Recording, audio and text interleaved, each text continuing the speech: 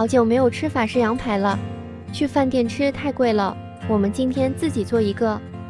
从网上买了2大法式羊排，一共花了58块钱。我们把羊排洗干净，我们可以多洗几遍去除血水。准备半个洋葱，切好备用。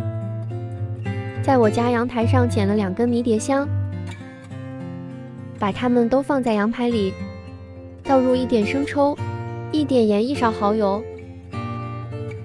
我们用手均匀的给它抓匀，然后2面都搓一搓，把盐都搓均匀，再盖上保鲜膜腌4个小时。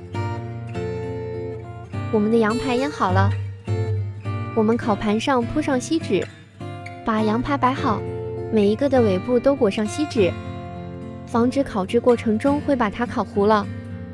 最后放上蜜贴香，我们盖上1层锡纸，上下火200度，我们预热10分钟，把羊排放入烤箱内，先烤30分钟，之后把锡纸拿下来再烤10分钟，给它翻个面，最后再烤10分钟。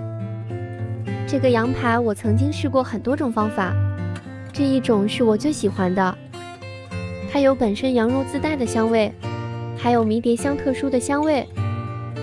来一口先尝尝，真的是外焦里嫩，回味无穷啊！生活需要仪式感，再配一杯红酒。你想吃吗？想吃你也来试试吧。